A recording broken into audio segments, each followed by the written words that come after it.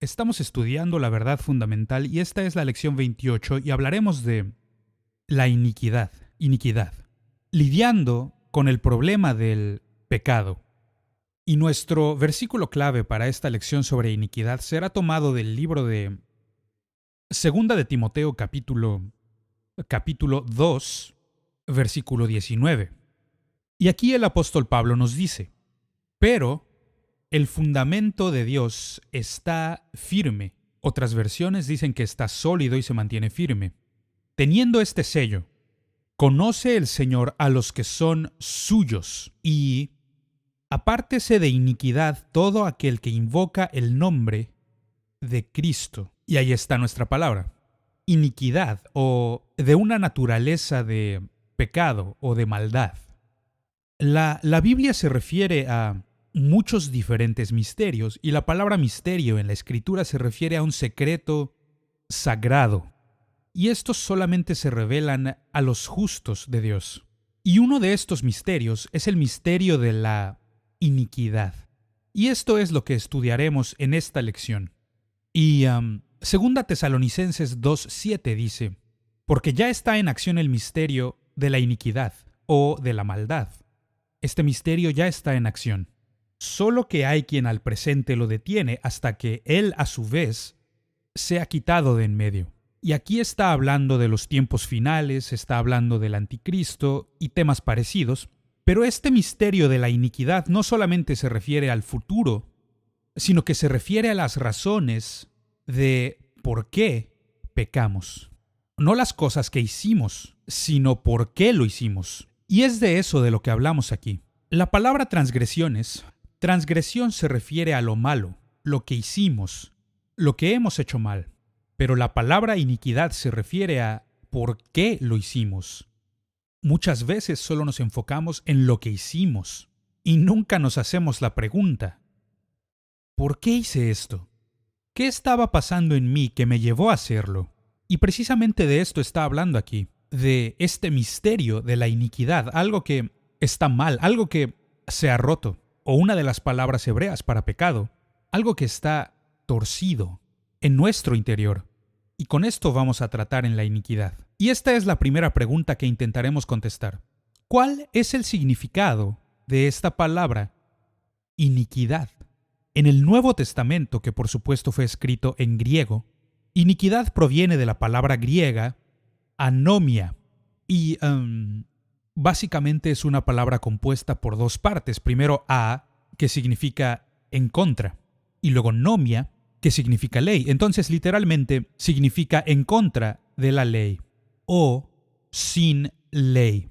A eso se refiere cuando está hablando sobre iniquidad, y quiero desarrollar algunos puntos para que comprendamos mejor esto. Punto número 1 es que el pecado nace de la voluntad propia.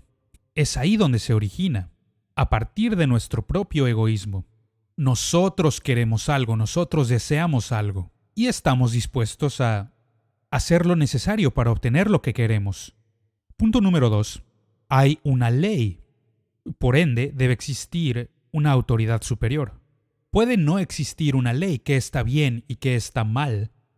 Muchas personas quieren interpretar que esto está mal solo si yo creo que está mal, y eso es incorrecto, eso no es verdad para nada, porque nuestras vidas no están aisladas, estamos conectados con los demás. Por tanto, existen leyes que nos indican qué es lo que está bien y qué está mal, y cuando quebrantamos esas leyes estamos yendo en contra de la autoridad, vivir sin ley. Punto número 3. Tendremos que rendir cuentas por nuestras acciones. Debido a que existe una ley, existe una autoridad superior, y esta autoridad superior es ante quien tendremos que rendir cuentas. Y como he dicho, hay muchas personas que rechazan esto hoy y quieren hacerse la ley para ellos mismos. Y eso no es sabio. No puedes llevar una vida productiva con ese estilo de vivir. Porque todo pecado se remonta al acto de la voluntad propia. El acto de voluntad que descubrimos cuando somos solo unos niños pequeños que apenas están aprendiendo a caminar y descubrimos que tenemos voluntad. El vivir sin ley proviene de vivir sin amor. Nos amamos solo a nosotros, en lugar de amar a otros. No nos importan las demás personas. o lo que ellos piensen. Yo solo quiero lo que quiero. Eso es iniquidad. Eso es vivir sin ley. Y con eso estamos tratando aquí.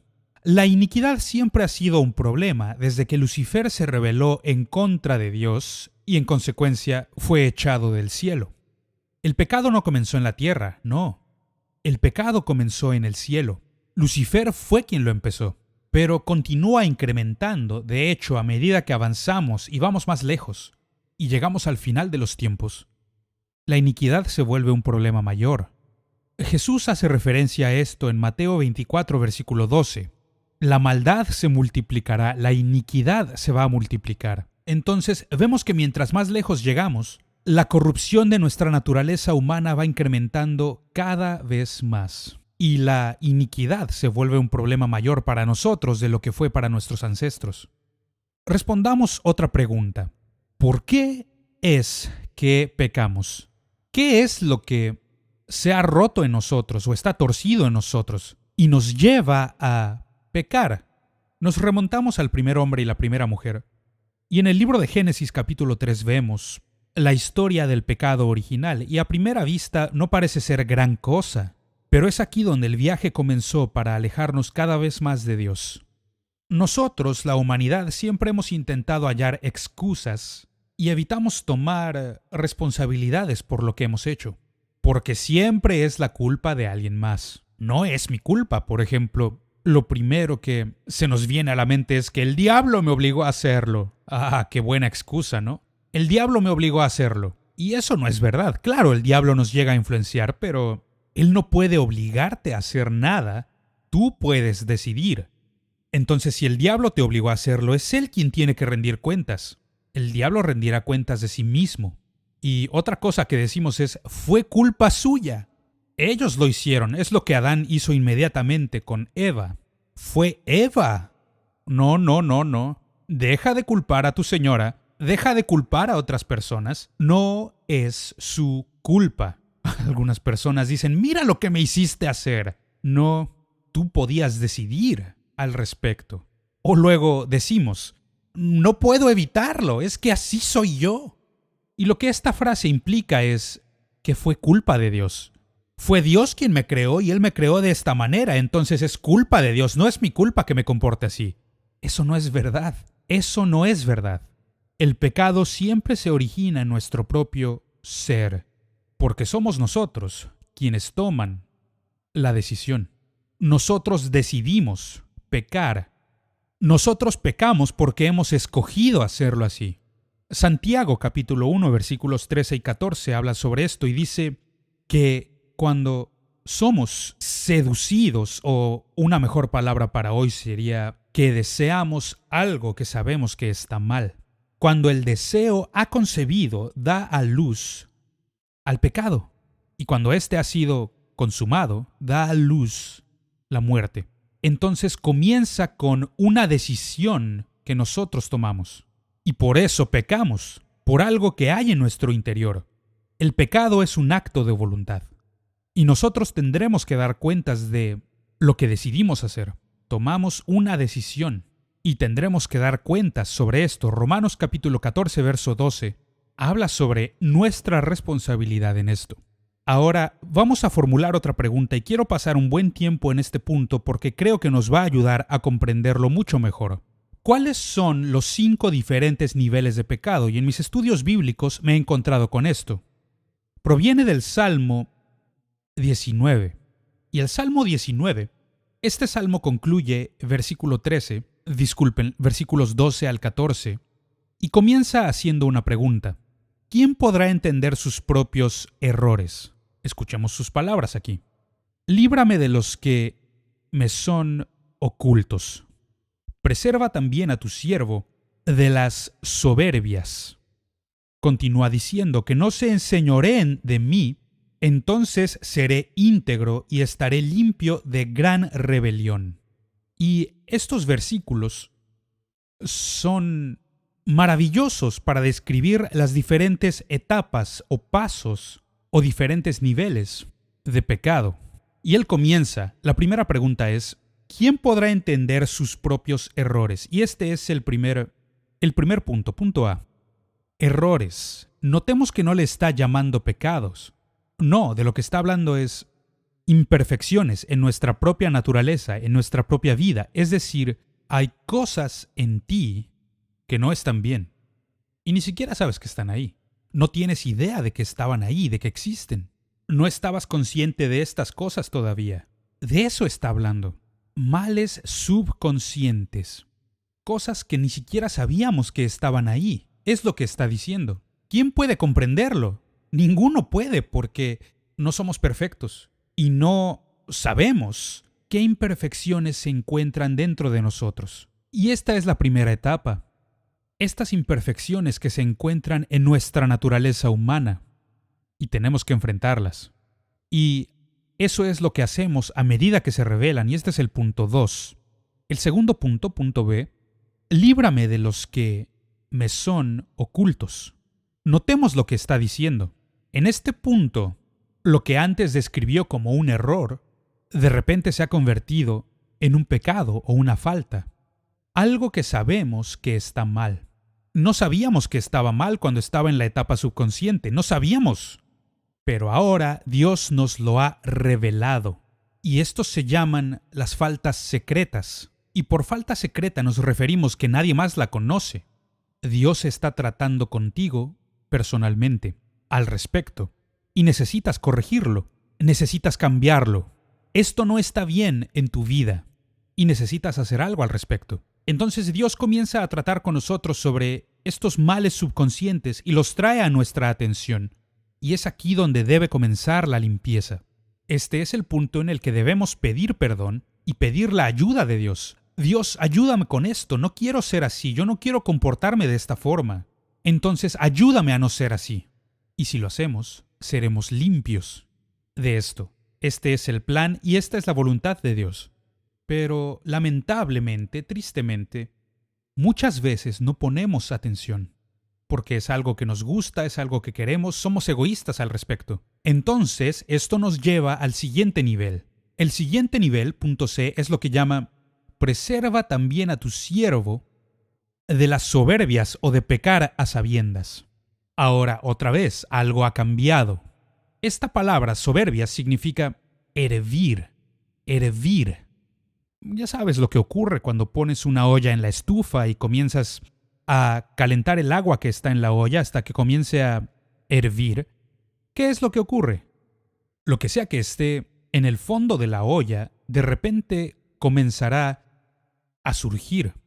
Por ejemplo, si estás hirviendo frijoles, estás hirviendo estos frijoles y de repente los frijoles de hasta el fondo comienzan a surgir y llegan hasta la superficie de la olla. Y a esto se refiere con el pecado.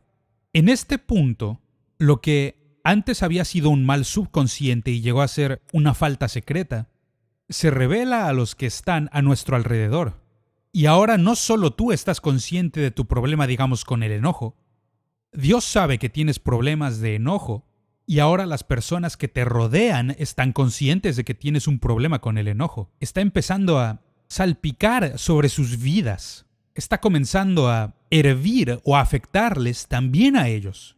Entonces es por esto que nuestros pecados no pueden permanecer secretos o escondidos, porque también comienzan a hervir en las vidas de otras personas. Y dice, preserva también a tu siervo. No dejes que yo lastime a otras personas con mi pecado. Una de las más grandes tragedias que yo he visto respecto al pecado es que éste siempre lastima a las personas que amamos. Es a ellos a quienes hiere más. Oh, que Dios nos ayude a no hacer eso. Y el siguiente nivel, el punto D, dice, que no se enseñoreen de mí. Y, de nuevo, algo ha cambiado en este punto. Comenzamos con un mal subconsciente que se convirtió en una falta secreta y luego está hirviendo en las personas que nos rodean, pero cuando llegas a la cuarta etapa, el cuarto nivel de pecado, el pecado ahora ha tomado el control de ti. Es como el escritor que alguna vez dijo, el hombre tomó un trago, y luego el trago tomó un trago, y luego el trago tomó al hombre. De eso está hablando. es una etapa progresiva. Es un proceso que está tomando lugar en tu interior. Ahora te has vuelto un esclavo del pecado que antes disfrutabas. Lo que solía ser un placer para ti ahora es un dolor y ahora está controlando tu vida. A este punto, no solo necesitarás perdón y ser limpio, sino que también necesitarás liberación. ¡Qué tragedia! ¡Qué tragedia! En el libro de Romanos, en el capítulo 1, versículo 32, y habla sobre este problema, el cómo nos volvemos reprobables en nuestro pensamiento. El pecado toma el control de nosotros. Ahora, la quinta etapa que podemos ver en el Salmo 19, el quinto punto E, entonces seré íntegro y estaré limpio de gran rebelión. Y esta gran rebelión, para ponerlo en términos simples, es el pecado imperdonable. El pecado imperdonable, o significa convertirse réprobo o apóstata. Estas son palabras muy fuertes. ¿Qué queremos decir? ¿Qué significa esta palabra réprobo? Bueno, para hacerlo más simple, la palabra réprobo significa el no haber pasado la prueba o rechazado. Y un buen pasaje para esto está en Jeremías capítulo 6, versículo 30, donde dice que serán llamados plata desechada, porque el Señor los ha desechado. Ese es el significado de réprobo. Ahora, lo que debemos comprender es, tanto el pecado como la justicia son progresivos. Es decir, la vida es un viaje. Estamos yendo hacia algún lado y vamos a terminar en algún lugar, sea en el cielo o en el infierno. Estamos yendo a algún lugar. La vida es un viaje. Y estamos llegando a ser cada vez más como Dios o estamos llegando a ser como el diablo. ¿Estamos siendo más justos o estamos siendo más pecadores? No puedes quedarte quieto en el viaje de la vida. Hay una progresión. Algo está ocurriendo en tu interior y voy a demostrarlo con los siguientes versículos de la Escritura. En Romanos 6:19. En Tito capítulo 2 versículos 11 al versículo 14. Y en el libro de Hebreos capítulo 1 verso 9. Habla sobre esta progresión que está tomando lugar. El cambio que está ocurriendo en nuestras vidas. Ahora vamos a formular otra pregunta respecto de la palabra réprobo. ¿Cómo puede una persona llegar a ser réproba? ¿Cómo se alcanza esta etapa en la vida? ¿Cómo es que se alcanza este punto? Es un proceso. La reprobación es un proceso mediante el cual la persona se degenera de un cierto nivel de pecado a otro, así como hablamos de los 5 diferentes niveles que son pasos hacia abajo. Si estás pecando, estás alejándote cada vez más de Dios, amigo. No estás acercándote a Dios, sino que te alejas de Él. Y justamente eso es la reprobación. Es un proceso. Dar los pasos hacia abajo, lejos de Dios. Disculpen, remontándonos una vez más a Romanos capítulo 1, veremos que dice que Dios los entregó. Dios los entregó. Y esta palabra significa que Dios les liberó. Y utilizo aquí una ilustración de un vaso de unicel porque lo ilustra con mucha claridad. Es algo que es muy sencillo y probablemente todos alguna vez lo hemos hecho, romper un vaso de unicel. ¿Por qué? Porque le aplicamos mucha presión. Y debido a que es tan frágil, mientras más presión le apliquemos, finalmente lo destruimos. Porque no lo soltamos, le aplicamos demasiada presión y eso es lo que está diciendo en estos versículos. ¿Por qué Dios nos habrá entregado? Muy sencillo. La razón por la que Dios nos ha entregado es porque es el deseo de Dios, el no destruirnos. Él quiere redimirnos, no quiere lastimarnos, no quiere destruirnos. Entonces, esta es la razón por la que Dios nos ha entregado o Dios nos ha soltado. Muy seguido los padres hacen esto con los hijos. Los hijos están discutiendo por algo y los padres dicen, yo no quiero que tú hagas esto. Al final los padres dicen, está bien, no creo que eso sea lo mejor para ti, pero voy a dejarte que lo hagas. ¿Qué están haciendo? Lo están soltando. Y eso es lo que Dios hace con nosotros en nuestra rebelión. Esto está en Romanos 1:24, donde dice que Dios los entregó a la inmundicia. Esa no era la voluntad de Dios. La voluntad de Dios era la pureza, pero Él les entregó. ¿Por qué? Para evitar destruirles. Y continúa diciendo, en Romanos 1:26 dice que también les entregó a pasiones vergonzosas. Homosexualidad, prestemos atención, se ha bajado de una etapa a la siguiente etapa, de inmoralidad, ahora a homosexualidad. Y por último, el tercero está en Romanos 1:28, donde dice que Dios los entregó a una mente reprobada o a una mente degenerada. Y ahora ya están pensando como el diablo. ¡Qué tragedia! ¡Qué gran tragedia! Es como lo describen en la aviación. El punto sin retorno. Es como volar un avión a lo largo del océano y no tienes suficiente combustible para llegar al otro lado cuando despegas. Llega un cierto punto en ese viaje que se llama el punto sin retorno. Ahora no tienes suficiente combustible para llegar a tu destino, ni tampoco tienes suficiente combustible para regresar y llegar a casa y aterrizar bien. El punto sin retorno. Y también pasa en la naturaleza. Puedes poner un parche sobre un buen ojo y un día te lo quitas y ya no puedes volver a ver con ese ojo. Con un buen oído, con un buen brazo, puedes ponerle un yeso a ese brazo y después dejará de funcionar y vas a perder la movilidad para siempre. Es el punto sin retorno, o es lo que llamamos réprobo.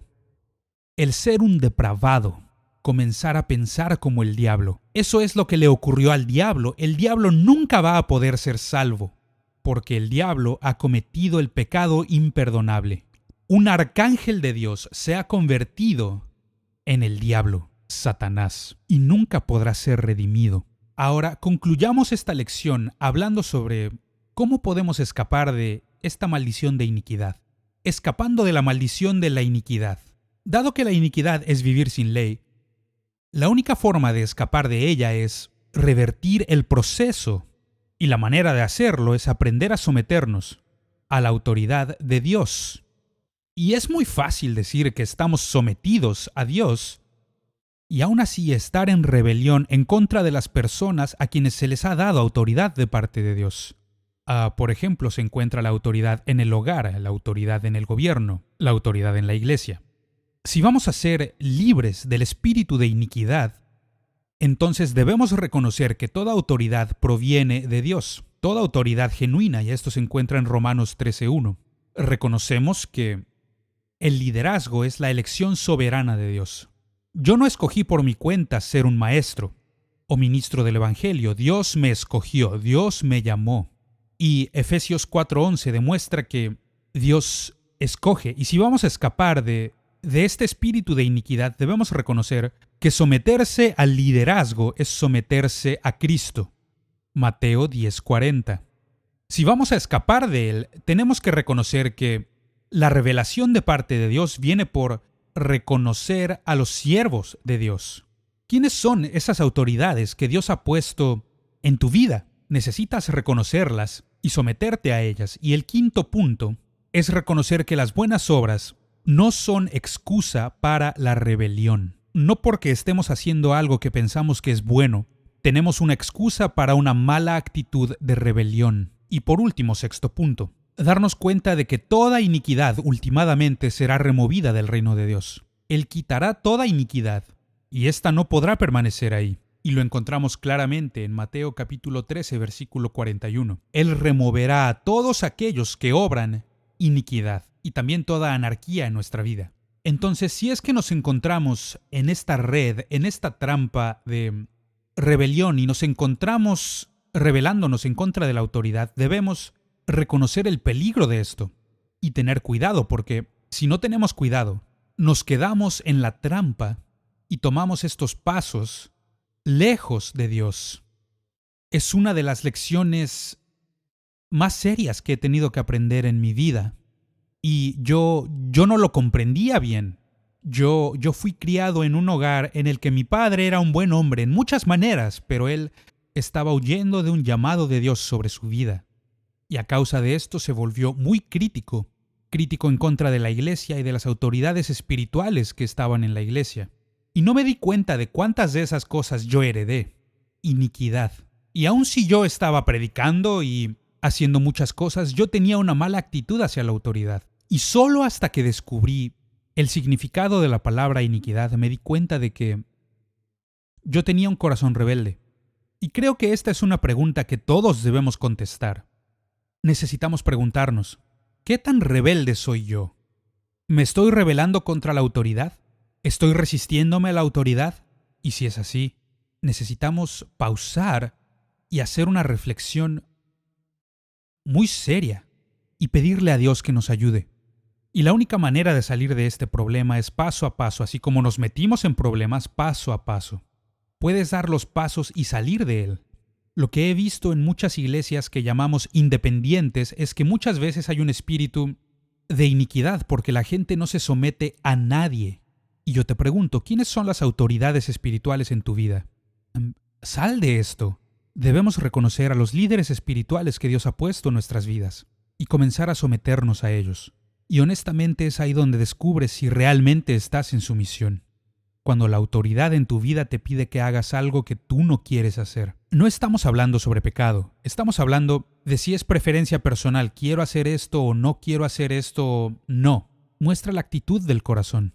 Nos sometemos y lo hacemos porque estas autoridades espirituales nos dan consejo piadoso. Y si nos sometemos a ellos, Dios nos va a ayudar. No caigas en esta trampa de iniquidad, porque va a terminar en destrucción, reprobación. Va a terminar como el diablo, y te aseguro que nadie quiere experimentar eso en su vida. Entonces te reto a que en tu viaje espiritual, a medida que sigues a Cristo Jesús, tú desarrolles un espíritu de sumisión a la autoridad, y nunca caerás en la trampa de iniquidad, y nunca tendrás que preocuparte por estas cosas tan terribles que algunos han experimentado. Que Dios te bendiga en tu viaje cristiano.